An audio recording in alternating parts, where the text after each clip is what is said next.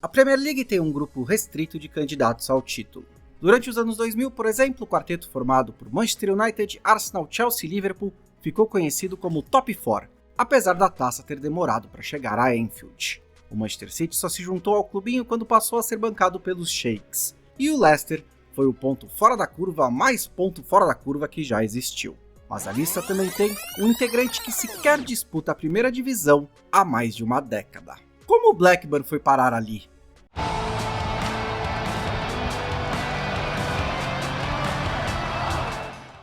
Curiosamente, o processo que levou o Blackburn ao título da Premier League em 94-95, apenas 3 anos depois deles saírem dos playoffs da segunda divisão, foi o mesmo que contribuiu para sufocar outras histórias parecidas.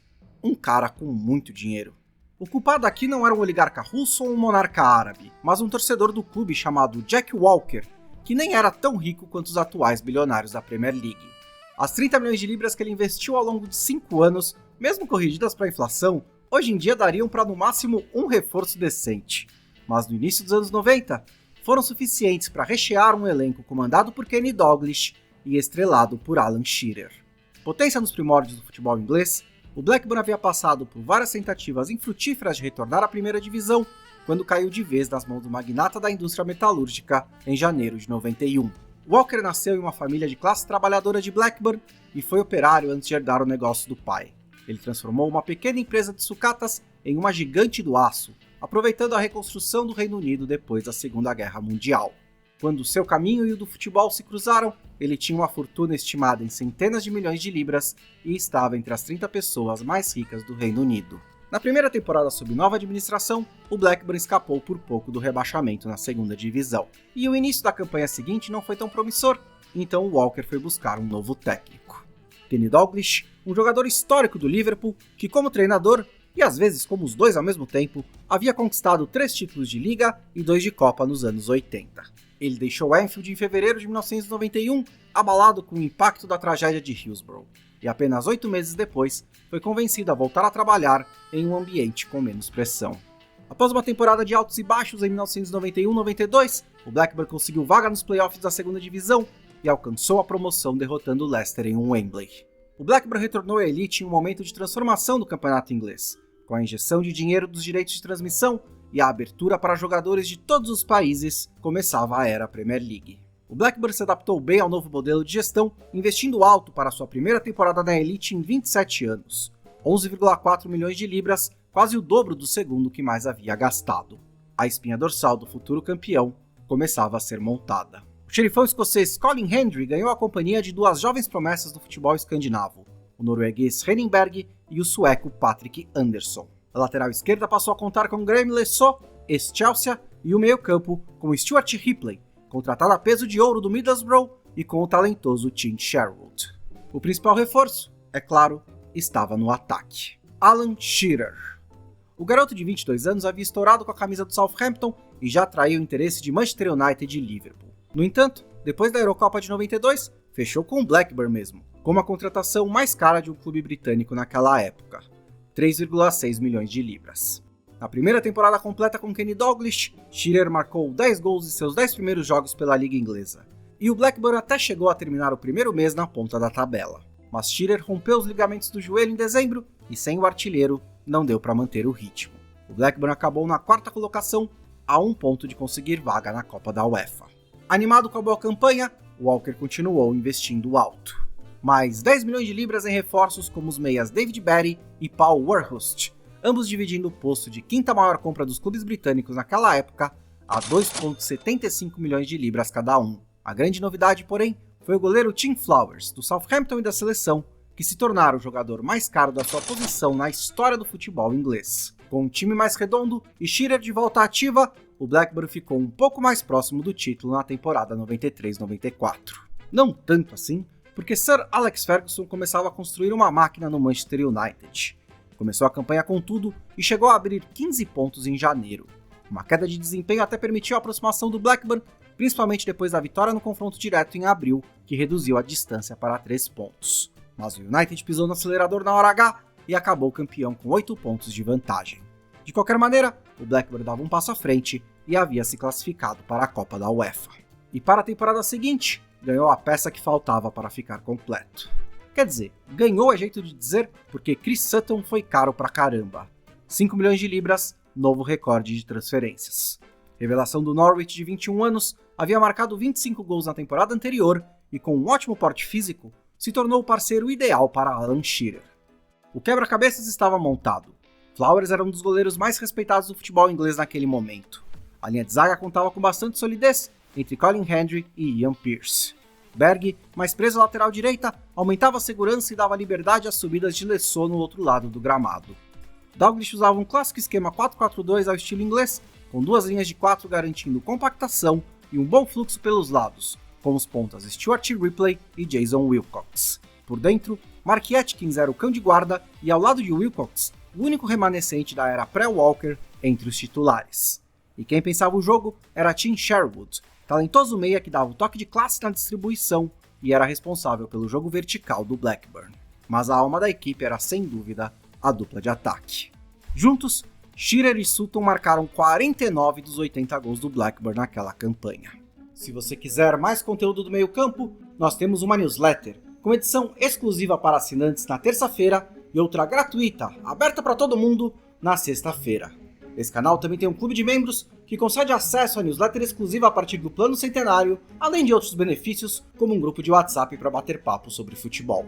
Falando em bater papo sobre futebol, nós gravamos um podcast 2 vezes por semana, com lives às 19h30 de segunda-feira e às 14h de sexta-feira.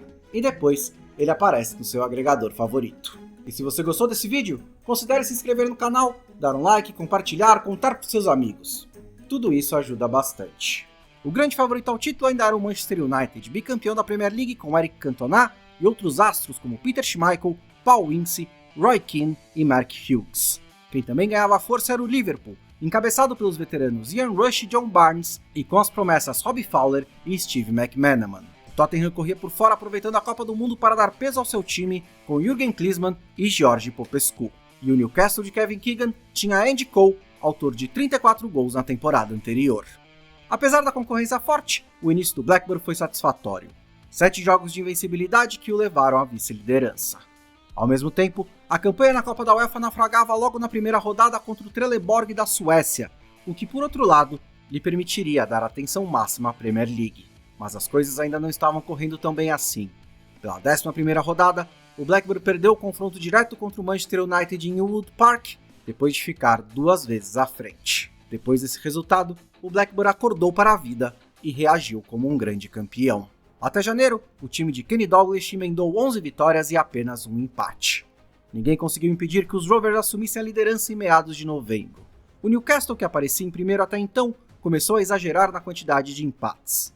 O problema era mesmo o Manchester United, que não tinha ido tão bem no início, mas melhorou e conseguiu colar no topo da tabela. E melhoraria ainda mais no mercado de janeiro ao quebrar o recorde de transferências de Sutton para contratar Andy Cole do Newcastle por 7 milhões de libras. A promessa era de uma dupla de ataque insaciável ao lado de Eric Cantona, mas essa ameaça ao título do Blackburn acabou rapidinho. No fim do mesmo mês em que Cole foi contratado, Cantona deu aquela famosa voadora em um torcedor do Crystal Palace e acabou suspenso pelo resto da temporada.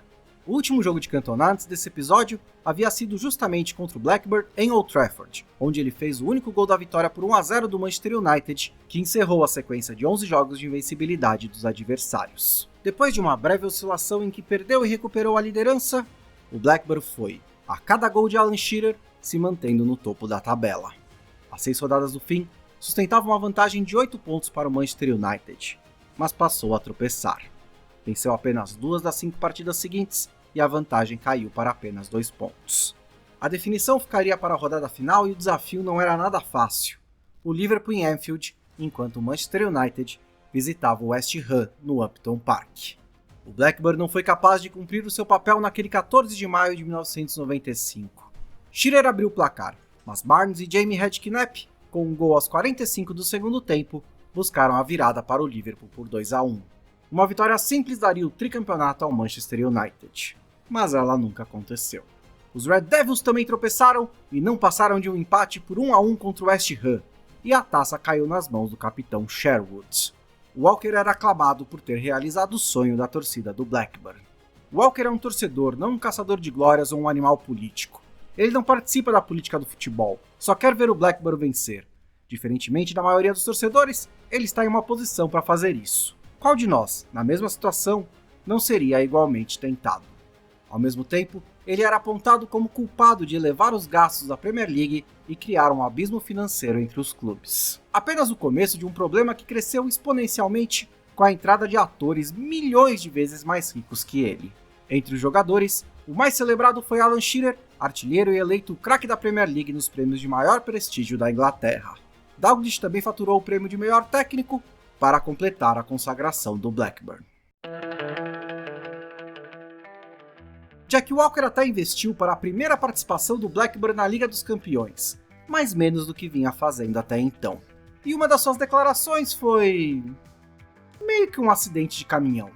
Kenny Dalglish havia pedido 2 reforços do Bordeaux, o atacante Christophe Dugarry e o meia Zinedine Zidane. Esse meia Zinedine Zidane que você está pensando.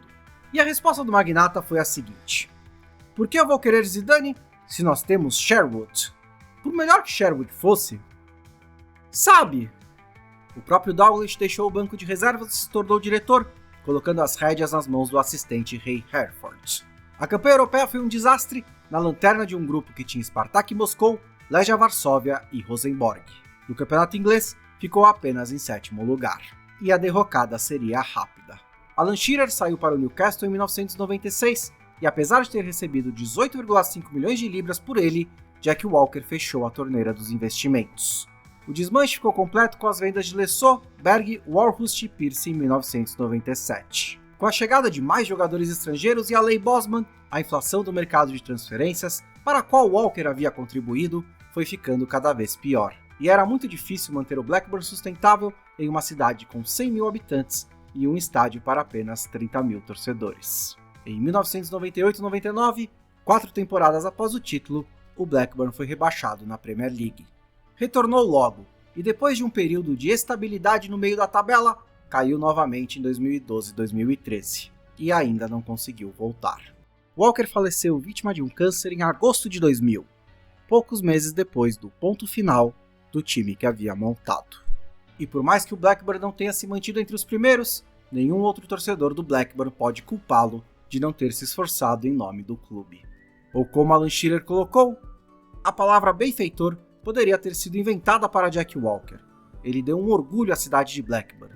Ele era um tipo de homem generoso e emotivo. O futebol perdeu um grande amigo.